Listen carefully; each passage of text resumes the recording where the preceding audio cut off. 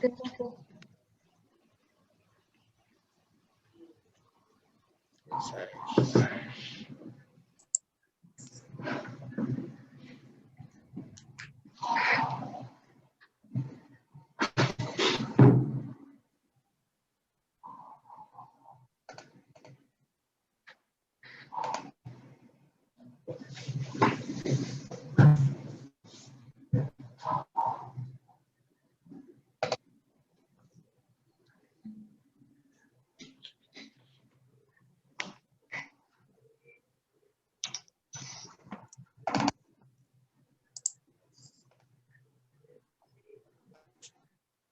Okay.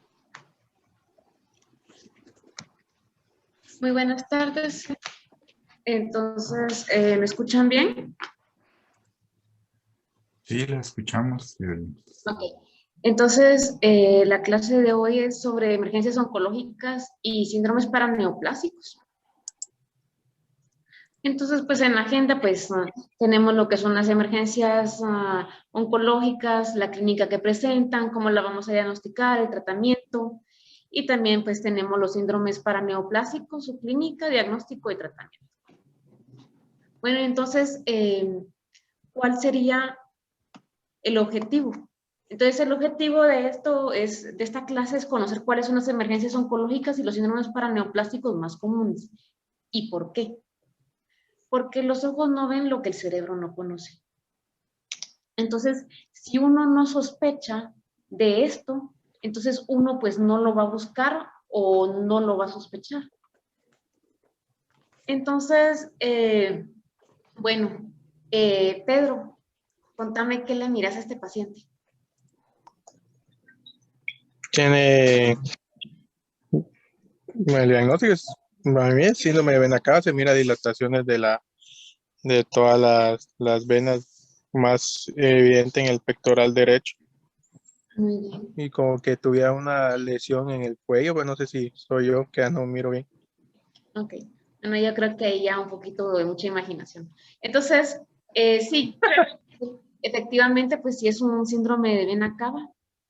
Entonces, vamos a empezar con el síndrome de vena cava como una emergencia oncológica. Entonces, esto es lo que vamos a ver. Son pacientes con colaterales y ahorita vamos a ver cómo es que se origina. Bueno, entonces tenemos esta imagen del New England Journal.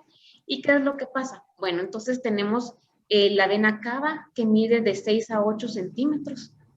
Entonces, dice que viene de la innominada a lo que es el atrio, ¿verdad? Del corazón. Entonces, con un diámetro de aproximadamente de 1.5 a 2 centímetros, pero dice que las paredes son como muy delgadas y son fáciles de comprimirlas. Entonces, ¿y de qué está rodeado? Bueno, entonces está rodeado de lo que es el bronquio derecho, de la aorta y de los nódulos linfáticos paratraqueales y la tráquea también. Entonces, es como muy fácil que cualquier pues, patología o malignidad ubicada en el mediastino superior pueda comprimirla. Entonces, y lo que pasa es que como se comprime, entonces ella gradualmente pues va formando lo que son las colaterales, que es lo que podemos ver aquí, que son estas que se observan acá, y que fue lo que vimos en la primera imagen. Entonces, ¿cómo vamos a diagnosticarlo y cómo se ven imágenes? Bueno, primero que el diagnóstico pues es clínico, ¿verdad? Entonces, tenemos aquí a nuestro paciente, que aquí se observan las colaterales, esto lo podemos ver, y el paciente pues va a presentar edema en la cabeza, puede presentar edema en el cuello, regurgitación yugular, y puede presentar un poco de cianosis también. Entonces aquí en imágenes, ¿qué es lo que observamos? Bueno, entonces aquí en imágenes lo que se observa es, primero que nada, es una reconstrucción de una tomografía. Entonces, esta es la vena cava superior y está trombosada. Entonces, toda esta hipodensidad que observan aquí es el trombo. Aquí también se puede observar y aquí podemos observar cómo se miran las colaterales. Entonces, estas son las colaterales derechas. Bueno, hay una tabla de severidad, entonces, que lo clasifica según el grado, la categoría, la incidencia estimada que hay para cada grado y pues la definición de esta. Entonces, pues la vamos a ver superficialmente. Entonces, tenemos aquí el grado 1, una categoría leve. El 25% de los pacientes presentan este grado y pues se observa edema en la cabeza, distensión vascular, cianosis y plétora. Tenemos lo que es la moderada, hay edema en la cabeza y en el cuello, disfagia moderada, dificultad para un movimiento de la cabeza, para parpadear, disfunción visual y edema ocular. Y entonces así es como van empeorando los síntomas según va empeorando el grado, ¿verdad? Y hasta que vemos este grado 4, donde la vida del paciente pues está en riesgo, hay edema cerebral, estridor laringio y compromiso hemodinámico. ¿Por qué hay edema cerebral? Pues por el hecho de que pues es la vena cava, es el drenaje de lo que es o sea, cabeza, cuello y extremidades superiores. Entonces, si no hay un drenaje, pues al final esto se va a acumular y nos va a causar lo que es el edema cerebral. Bueno, entonces, ¿qué tratamiento tenemos para este tipo de emergencia oncológica? Entonces, primero que nada, pues cosas tan sencillas como lo es elevar la cabeza del paciente, colocarle oxígeno, administración de ansiolíticos, como morfina, podemos, o sea, pueden ser tratamientos que pueden ayudar al paciente. También se encuentra lo que es la colocación de los stents. El 95% de los pacientes a los que se los coloca, esta es una imagen previa a la colocación del stent y esta es ya después. Entonces, el 95% de los pacientes a los que se les coloca stent, pues van a mejorar, pero dice que un 11% de estos pacientes, pues van a recurrir por una trombosis del stent, ¿verdad? Y también tenemos lo que es radioterapia. Pero, aquí viene el pero, pues mencionaba que lo mejor es que no se dé radioterapia. O sea, primero, antes de dar la radioterapia, pues tenemos que buscar el diagnóstico del paciente. ¿Por qué? Porque la radioterapia puede cambiarnos el diagnóstico, o sea, puede dificultar el diagnóstico. Y pues tal vez el paciente pues tenía un chance de curación y al darle radioterapia pues nos dificulta el diagnóstico y ya no podamos darle un tratamiento a lo que nos está causando el síndrome de vena cava. Entonces aquí pues lo que vemos es pues cómo están haciendo la planeación y, y también está pues la cirugía que se le puede dar cirugía. Pues menciona que por lo regular si este paciente pues ya tiene síndrome de vena cava, muy probablemente sea irresecable lo que está causando el síndrome de vena cava, pero que puede ayudar al paciente. Ok. Entre otros de las emergencias, pues estaba lo que es las metástasis cerebrales y la hipertensión intracraneana. Entonces yo decidí como unirlo, porque al final las metástasis cerebrales pues nos van a causar hipertensión intracraneana. Bueno, entonces, ¿qué síntomas vamos a tener con hipertensión intracraneana? Pues los pacientes se quejan de lo que es cefalea, rigidez de nuca, náuseas, fotofobia y pueden presentar también lo que son convulsiones. Entonces, pues, ¿cómo lo vamos cómo vamos a diagnosticarlo? Pues por lo regular, pues con los síntomas ya descritos, pueden tener signos como papiledema y también hay, pues, podemos realizar estudios de imágenes para ver las causas, ¿verdad? Entonces aquí, en la imagen que tenemos acá, a la izquierda podemos ver, esta es una tomografía cerebral tiene edema cerebral. ¿Por qué sabemos que tiene edema cerebral? Pues porque hay un borramiento de los, se me olvidó la palabra, de los surcos cerebrales. Entonces, y podemos ver cómo los ventrículos pues también están, pues casi están borrados, ¿verdad? Entonces, este paciente pues tiene edema cerebral. Aquí en esta es una resonancia magnética en FLAIR y podemos ver cómo pues hay 3 imágenes más hiperintensas y lo que se observa es que pues mencionaba que es edema focal vasogénico. La verdad es que la imagen no tenía como mucha historia, entonces solo mencionaba eso. Y aquí tenemos otra resonancia magnética. Entonces, esta, pues aquí en la flecha blanca, pues se evidencia lo que es edema vasogénico. Este edema vasogénico, que también lo vamos a ver ahorita en esta otra imagen, y también tenemos edema aquí citotóxico.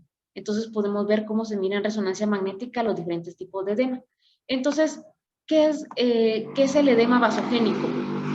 Bueno, entonces aquí podemos verlo como mucho más bonito. Este es otro estudio de imagen y podemos ver aquí lo que es, este es una lesión, muy posiblemente sea una metástasis, pues, o sea, puede ser que sea una metástasis, tiene realce anular, podría ser también un absceso y presenta lo que es, bueno, aquí menciona angiogénesis, entonces posiblemente sea una lesión tumoral, ¿verdad?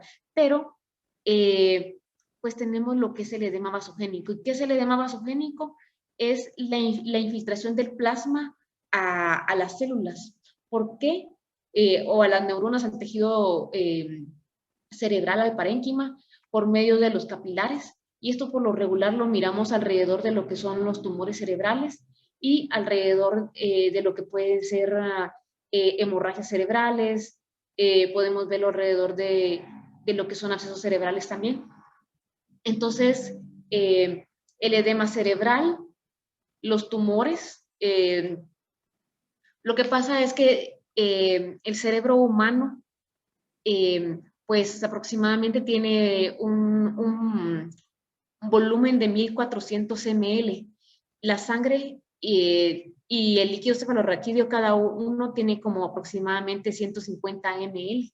Entonces, por la ley de Monroe-Kelly, pues si uno aumenta, el otro tiene que disminuir. Entonces, debido a que el cráneo pues ya es fijo y la dura madre, entonces cualquiera que aumente de tamaño o aumente en su volumen, pues esto va a causar edema cerebral. Y entonces, si el paciente presenta lo que es una lesión tumoral o un absceso, entonces esto va a aumentar lo que es el volumen del cerebro en sí y esto va a causar edema cerebral. Aquí tenemos otras imágenes para evaluar otro tipo de causas. Esta es una,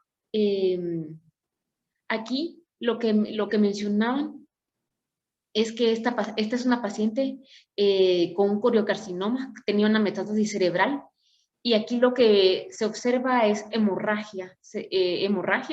Lo que tenía aquí era una lesión tumoral que presentó hemorragia, y aquí podemos ver cómo tiene lo que es edema vasogénico alrededor de la lesión. Podemos observar también cómo produce efecto de masa, desviación de la línea media y afectación de lo que es el ventrículo en su región occipital izquierda. Entonces, las hemorragias cerebrales, que en nuestro caso, pues nos interesan las que están asociadas a tumores, pues también pueden causar edema cerebral. Aquí también podemos ver en esta angiografía una trombosis del seno venoso. Entonces, aquí pues hay ausencia de señal en lo que no se observa en la yugular, ni el seno transverso. ¿Por qué? Pues porque hay un trombo. Y en esta otra imagen, esta era una niña de 4 años a la que le diagnosticaron un ependimoma. Entonces le resecaron el ependimoma, tuvo su quimioterapia, su radioterapia, Pero aquí podemos ver en T1, esta es una resonancia magnética, cómo hay, porque la niña un año después empezó con sintomatología nuevamente, y entonces podemos ver dilatación de los ventrículos.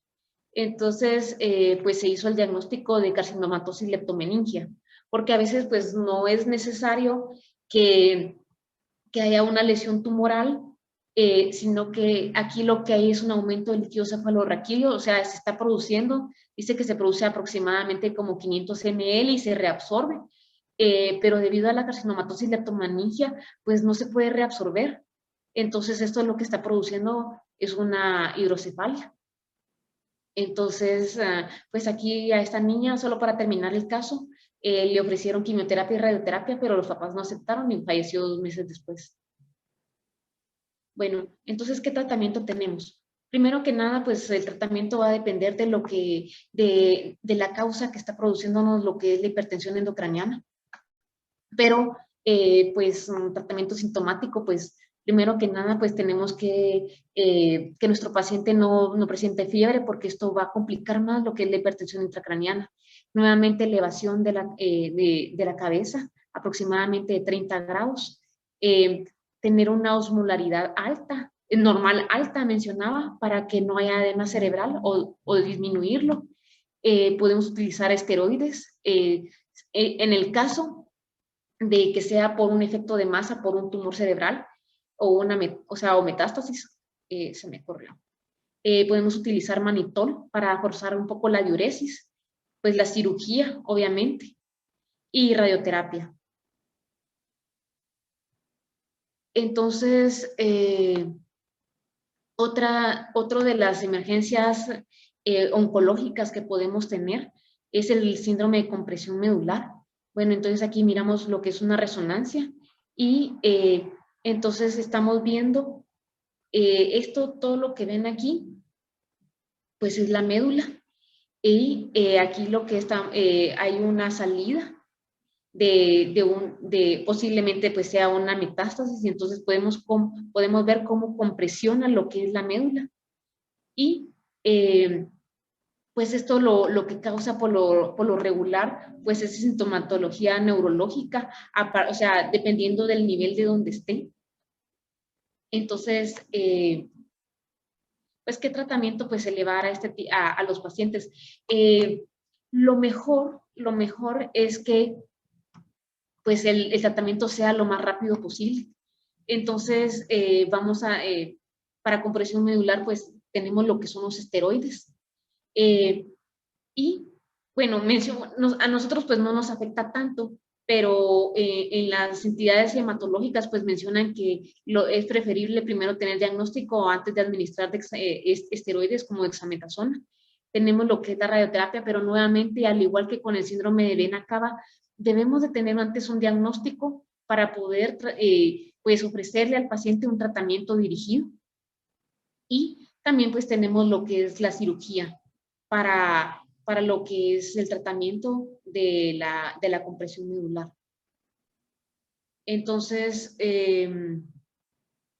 otra de las emergencias oncológicas que podemos tener es la hipercalcemia. Bueno, entonces la hipercalcemia pues se puede dar por varias situaciones. Entonces, pero una de las situaciones por las cuales se da la hipercalcemia es por las metástasis óseas. Entonces, ¿qué es lo que pasa? Hay una liberación de ligando de RANK. Entonces, al haber una liberación del ligando de RANK, lo que pasa es que tenemos lo que son los osteoclastos, y el RANK lo que hace es activarlo.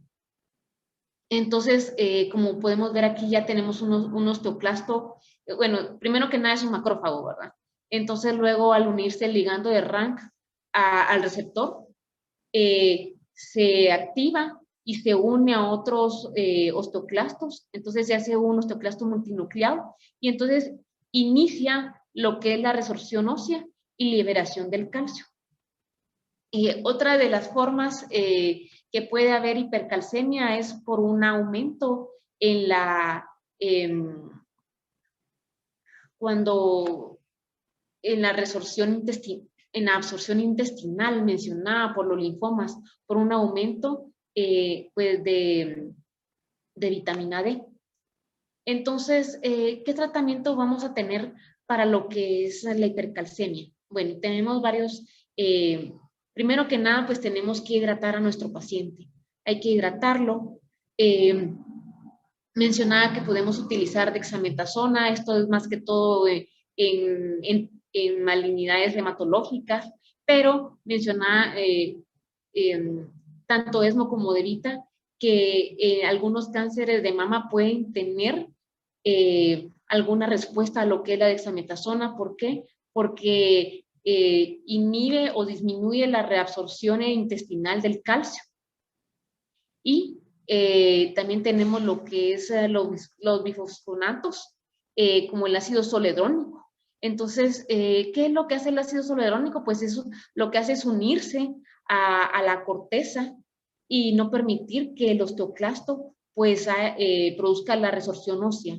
También tenemos lo otro que es el denosumab, que lo que va a hacer, y ahí el por qué les explicaba sobre lo que es el ligando de RANK y RANK, porque lo que va a hacer, aquí tenemos lo que es el denosumab, que es este anticuerpo, y se va a unir al ligando de RANK para que este ya no se pueda unir al receptor del osteoclasto. Entonces, al inhibirlo, entonces ya no van a haber activación de los osteoclastos, ni va a haber reabsorción ósea.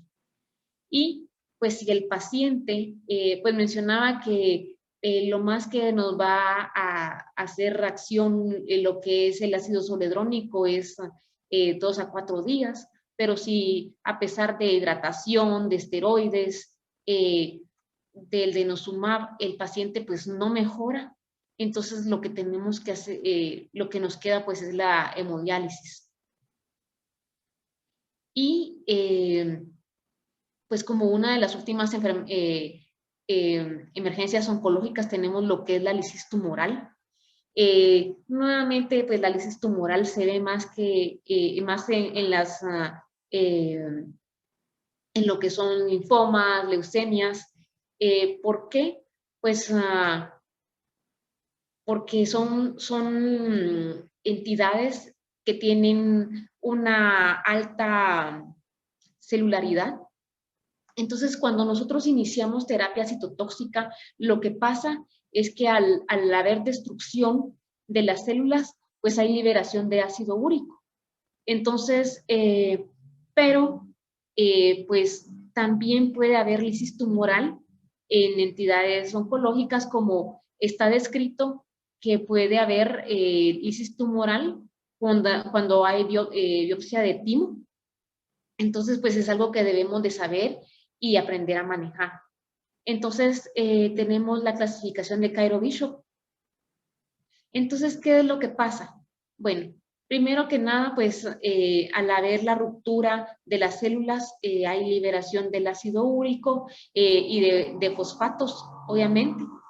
Entonces, pues lo que viene este ácido úrico, hay una elevación, como es un ácido, entonces hay una elevación del pH, hay una acidosis en el riñón, y lo que hace es que puede hacer una cristalización del ácido úrico, y esto lo que nos causa es una lesión renal aguda. Al haber lesión renal aguda, pues hay una disminución de la excreción del potasio. Al haber disminución de la excreción del potasio, no solo ya hay fosfatos libres por la lisis de las células, sino que esto también disminuye la excreción del fósforo. Y al haber un aumento del fósforo, pues esto causa que haya hipocalcemia al unirse a lo que es calcio. Entonces, ¿con qué criterios vamos a clasificarlo? Pues que el ácido úrico sea mayor a 8 miligramos, o que haya un incremento del 25%. O sea, pero ¿qué? O sea, y es como bien interesante porque uno a veces como tiene como muchas preguntas. Entonces, menciona que si nosotros teníamos a nuestro paciente y tenemos valores basales 3 días antes de administrar la quimioterapia, entonces, y medimos y podemos medir 7 días después, entonces, o sea, y los valores que tenemos son 7 días después de haberle administrado la terapia o haber hecho el procedimiento. Entonces, si nosotros tenemos basales, entonces tenemos aquí un incremento basal del 25% en el ácido úrico. ¿Y qué pasa si no tenemos valores basales? ¿Qué pasa si el paciente viene así de la nada, sin laboratorios previos? Entonces, pues tenemos valores que exceden a 8 miligramos por decilitro, entonces, pues ya lo clasifica como hiperuricemia. Fósforo mayor a 4.5 miligramos o un aumento del 25% basal. Potasio mayor a 6 o un incremento del 25% basal. Aquí con esto ya tenemos criterios clínicos, porque tenemos tanto criterios de laboratorio como criterios clínicos, que el paciente pues presente arritmias cardíacas, muerte súbita, probablemente por hipercalemia, un calcio para el calcio, que el calcio corregido se encuentre menor a 7, o un calcio iónico en nuestros gases menor de 1.12 miligramos por decilitro. En los criterios clínicos, pues también que presente arritmias cardíacas, convulsiones, hipotensión o falla cardíaca. Y en la lesión renal aguda, pues que haya un aumento de 3 miligramos por decilitro en nuestros valores basales, o si no tenemos valores basales, pues que presente una creatinina mayor de 1.5.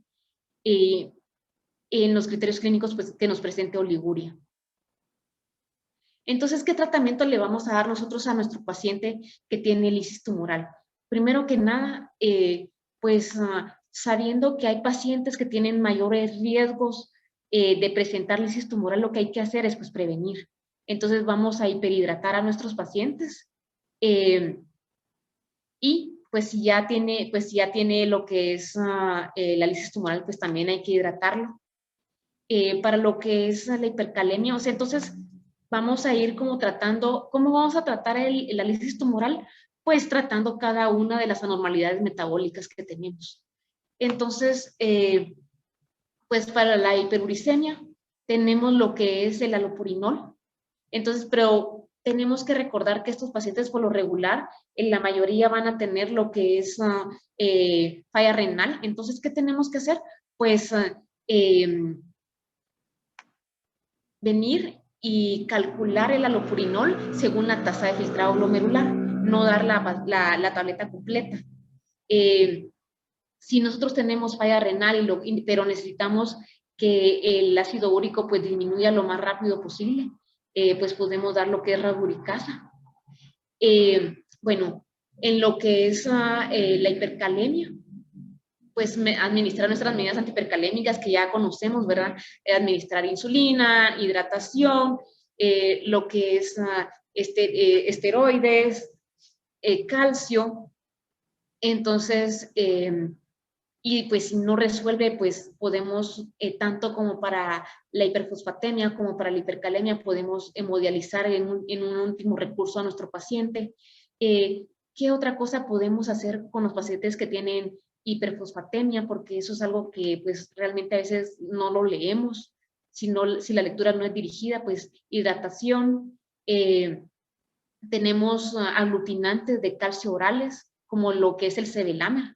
Esto lo consumen mucho lo que son los pacientes renales, porque presentan hiperfosfatemia. Y pues si no, pues la hemodiálisis. Entonces, pues aquí damos como finalizado lo que es las emergencias oncológicas pues más comunes. Y pues nos pasaríamos a lo que es a los síndromes paraneoplásicos. Entonces, quise poner esta imagen porque realmente pues como que me llama bastante la atención de los síndromes paraneoplásicos.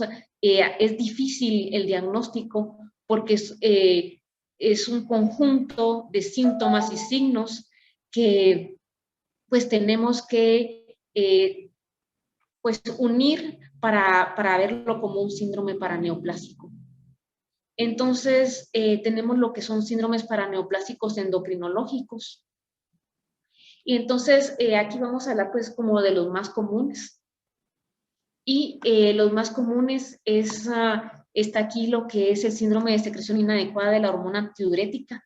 Y pues vamos a hablar así como rapidito un poquito de la fisiopatología. Bueno, entonces, ¿qué es lo que pasa?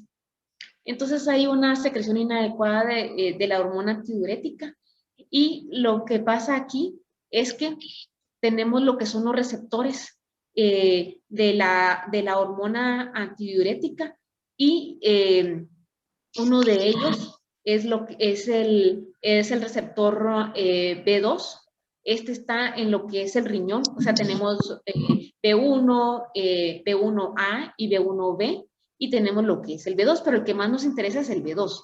Entonces, este receptor de B2, vamos a tener aquí lo que es la vasopresina o la hormona antidiurética.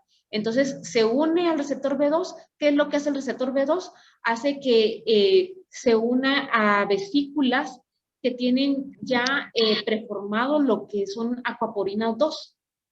Entonces, esta vesícula viene, se une a la membrana extracelular de la membrana apical. Bueno, entonces, primero que nada, pues para ponernos como un poquito en sintonía, de este lado tenemos, este es el riñón. Bueno, estamos en el riñón, y aquí tenemos lo que es el lado de la orina, y aquí tenemos el lado donde está la sangre. Entonces, aquí hay una alta osmolaridad y aquí hay una baja osmolaridad.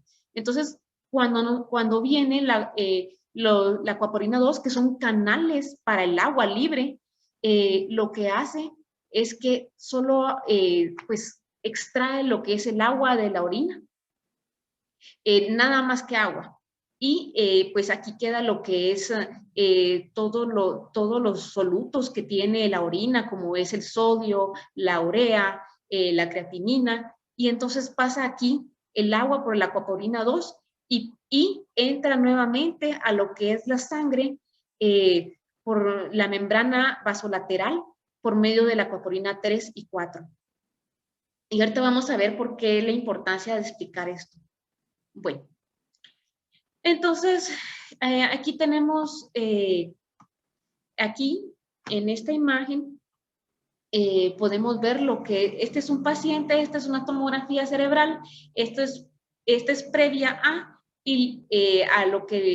a esta que tenemos aquí, donde se ve lo que es edema cerebral por hiponatremia.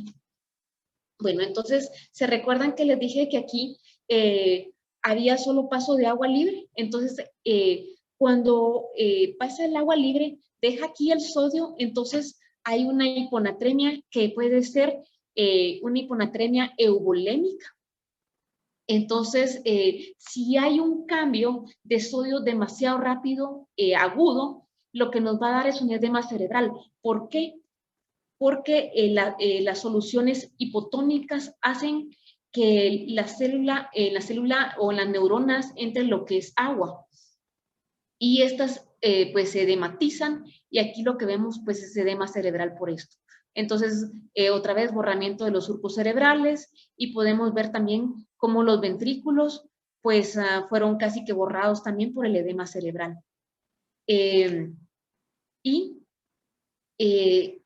¿Quiénes nos van a presentar esta secreción de la hormona antidiurética? Pues nos lo pueden presentar, menciona que un 3% de los cánceres de cabeza y cuello nos pueden presentar lo que es secreción de hormona antidiurética, y un 11% de los pacientes que presentan cáncer de células pequeñas. Entonces, ¿cómo vamos a diagnosticar nosotros que nuestro paciente pues está cursando con un síndrome de secreción inadecuada de hormona antidiurética? Primero que nada, pues tenemos que diagnosticar que nuestro paciente pues tiene hiposmolaridad. Entonces, la hiposmolaridad pues la vamos a diagnosticar cuando tenemos un valor menor de 275 miliosmoles por kilo. Entonces, ¿cuáles son las características esenciales? Que presente una osmolaridad menor de 275, y la osmolaridad urinaria mayor a 100 miliosmoles. Entonces, ¿por qué la osmolaridad va a estar aumentada? Pues por lo mismo, ¿verdad? Porque los canales de acuaporina 2 pues son selectivos solo para agua, y entonces concentran la orina. Hay una eubulemia clínica. Entonces, y también tenemos lo que es un sodio urinario mayor a 40. Entonces, ¿por qué? Nuevamente, porque la sacaforina 2 pues no permite el paso del sodio. Y la función tiroidea y adrenal se encuentran normales, porque hay que descartar que nuestro paciente pues no tenga hipotiroidismo y que no haya uso reciente de diuréticos. ¿Qué características suplementarias podemos tener? Como lo mencionaba, pues el ácido úrico va a estar disminuido, tanto porque hay, primero que nada, porque hay un aumento de la bulimia en el paciente, entonces esto puede estar como diluido, o también por la excreción renal, ¿verdad? Entonces, el ácido úrico pues se encuentra menor de 4 miligramos por decilitro, el nitrógeno de urea se encuentra menor de 10 miligramos, la excreción, entonces aquí la fracción de excreción de sodio renal va a ser mayor al 1%, la fracción de excreción de urea va a ser mayor del 55%. Hay una falla en la corrección de hiponatremia. Entonces, dice que hay un test donde usted le administra una solución 2000 cc de solución salina al 9% a su paciente, y a pesar de que usted le administra esta solución salina, el paciente continúa con hiponatremia. ¿Por qué? Pues porque sigue excretando el sodio con el agua, pero al final reabsorbe solo el agua. Entonces no puede corregir la hiponatremia. Y corrección, pero se corrige la hiponatremia ¿cuándo? Cuando hay restricción de líquidos. Entonces, ¿qué tratamiento tenemos nosotros para lo que es pues este síndrome de excreción inadecuada de hormona antidiurética? Bueno, entonces, pues, si el paciente pues presentó de manera aguda y está sintomático, pues lo que podemos administrarle es solución salina, hipertónica al 3%, pero cuidando siempre de que, pues según DeVita, que no haya una corrección mayor de 8 a 12 de sodio en 24 horas. ¿Para qué? Para pues prevenir lo que es este edema cerebral. Podemos utilizar lo que son los diuréticos, como la furosemida, y también podemos utilizar los baptanes, que son los antagonistas de los receptores de vasopresina, que se recuerdan que teníamos los receptores de vasopresina en la membrana vasolateral. Entonces el baptán lo que hace es antagonizar este receptor, no permite que se una la vasopresina, entonces pues no va a haber liberación a la membrana apical de lo que es la aquaporina 2. Pero lo que tenemos que hacer es pues tratar de diagnosticar a nuestro paciente para tratar de corregir esta excreción inadecuada de lo que es la hormona antidiurética. Bueno, y entonces, entre otros de los síndromes paraneoplásicos endocrinológicos, tenemos lo que es el síndrome de Cushing endógeno. La verdad es que el libro pues lo presentaba como un síndrome de Cushing ectópico, pero decidí colocarlo mejor como un Cushing endógeno. ¿Por qué? Porque podemos pues abarcar más. Entonces, aquí tenemos pues el típico paciente con cara de luna, con hirsutismo, que tiene estrías y obesidad y que muy posiblemente pues tenga la jiba, que aquí no la podemos ver. Bueno, entonces, primero que nada, pues tenemos la clínica, ¿verdad? De nuestro paciente en el que estamos sospechando que tenga un síndrome de Cushing. El síndrome de Cushing por lo regular, pues la mayoría de veces es iatrogénico y es por la administración de lo que son esteroides. Pero, ¿qué pasa si nuestro paciente pues tiene un síndrome de Cushing y no se le está administrando esteroides? Este es endógeno, puede ser tanto, o sea, las causas que se pueden dar es cáncer de pulmón de células pequeñas, o sea, un cáncer microcítico. Podemos tener por adenomas o carcinomas adrenales, y también tenemos lo que puede ser carcinomas bronquiales, lo mencionaba, que se da mucho lo que es Ahorita vamos a ver la fisiopatología, o adenomas pituitarios. Bueno, entonces, ¿cómo vamos a hacer el diagnóstico? Bueno, entonces primero como se los mencionaba, pues es primero que nada, pues la sospecha al ver a nuestro paciente que tenga un síndrome de Cushing, y luego tenemos que tener elevación o sea, pacientes que tengan elevación del cortisol. Entonces, si tenemos un paciente que tiene un cortisol elevado, pues entonces ya vamos a ver si este cortisol pues se inhibe o no. Entonces, tenemos primero que nada que realizarle al paciente, le podemos realizar un test de cortisol salival. ¿Por qué? Pues porque menciona que al hacerlo salival, dice que tiene el valor salival con el sérico del cortisol es casi lo mismo y no está afectado por lo que es la unión a proteínas. Tenemos lo que es el cortisol libre en 24 horas en orina y también podemos observar si el cortisol pues se inhibe al administrarle dosis de dexametasona. Entonces, ¿qué pasa? ¿Qué tipos de síndrome de Cushing endógenos podemos tener? Bueno, entonces tenemos síndromes que son independientes de ACTH, de origen adrenal, como el que vimos que podría ser un adenoma adrenal o un carcinoma. Tenemos síndromes que son dependientes de ACTH, de origen pituitario, como que presentase un adenoma, o un síndrome de independiente, vamos a ver, dependiente, aquí me confundí. Aquí es porque menciona que el único independiente de ACTH es el de origen adrenal, y de ahí nosotros vamos a tener lo que es los otros dos van a ser dependientes de ACTH, que puede ser pituitario o puede ser ectópico. Bueno, entonces, ¿por qué la importancia de saber si es dependiente o independiente? Porque entonces, si es independiente, pues ya sabemos que es de origen adrenal.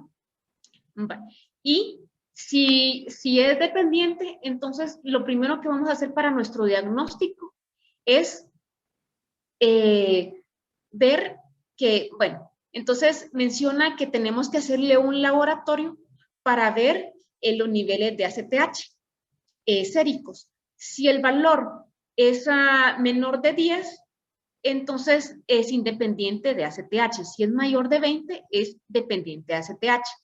Si es dependiente de ACTH, lo primero que hacemos es una resonancia magnética. ¿Para qué? Para evaluar si tenemos algo en la pituitaria como un adenoma. Pero, aquí viene el pero, menciona que el 50% de los tumores, de los pacientes que tienen un adenoma, no se va a evaluar, no es visible. Entonces, ¿qué es lo que tenemos que hacer?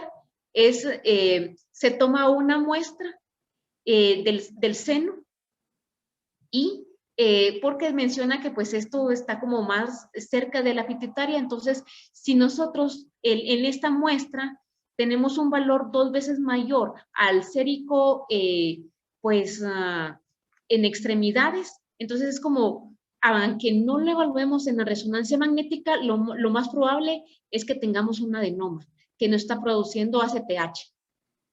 Entonces, bueno, y si estas dos pruebas, si la resonancia y si nuestra cateterización nos salen negativas, ¿qué es lo que tenemos que hacer? Bueno, entonces, pues lo que tendríamos que hacer es una tomografía de abdomen y de tórax para buscar una producción de ACTH ectópica.